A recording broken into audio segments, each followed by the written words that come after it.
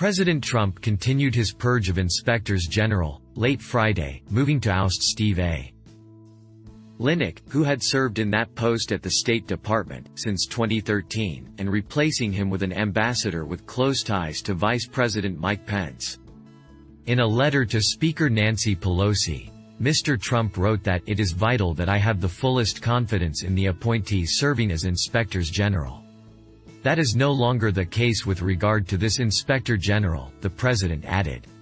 The decision to remove Mr. Linick, first reported Friday night by Politico, is the latest in a purge of inspectors general, whom Mr. Trump has deemed insufficiently loyal to his administration, upending the traditional independence of the internal watchdog agencies, whose missions are to conduct oversight of the nation's sprawling bureaucracy.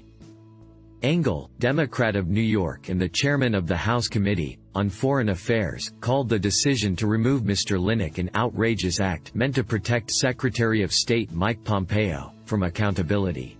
The removals of the inspectors general and their replacements by allies of the president's are part of an aggressive move by Mr. Trump and his top aides against who he considers to be deep state officials in many key agencies and who he believes are opposed to his agenda.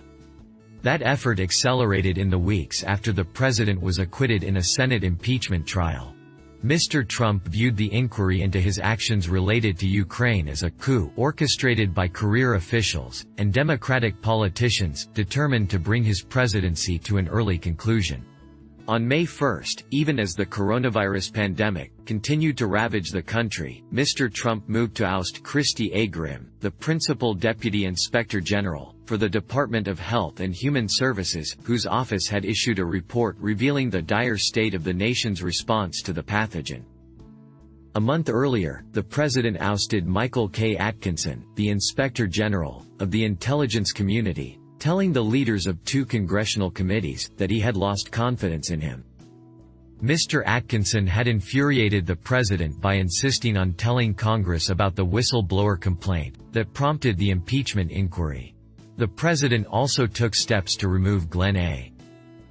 Fine, who has been the acting inspector general for the Defense Department since before Mr. Trump took office, so that he could not be installed as the leader of an oversight panel intended to keep tabs on how the Trump administration spends trillions of dollars in pandemic relief approved by Congress. Under law, the administration must notify Congress 30 days before formally terminating an inspector general. Mr. Linick is expected to leave his post then. Ms. Pelosi, who led the impeachment effort in the House, condemned the move late Friday to replace Mr. Linick.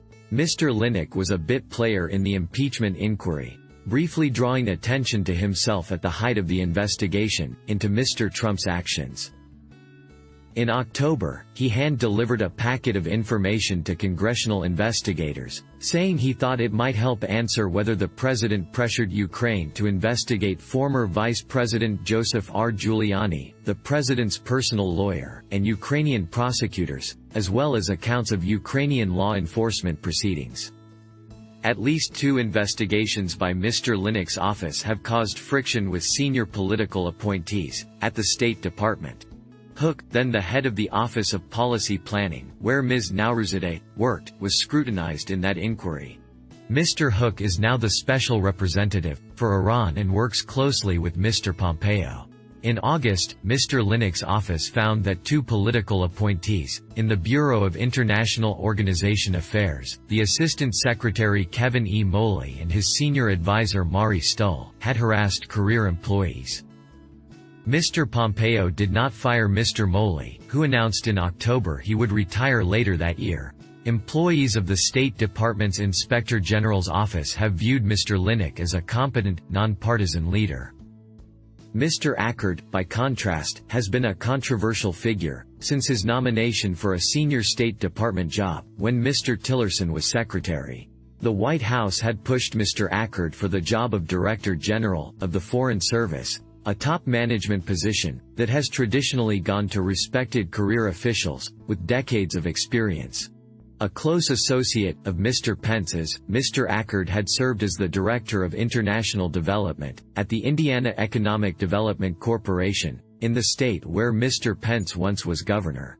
Members of Congress heard the intense grumblings of longtime State Department employees, and signaled to the White House in 2018 that he would not be confirmed. Even senior Republicans had opposed the nomination. Thanks for watching. Please do like, share, and subscribe.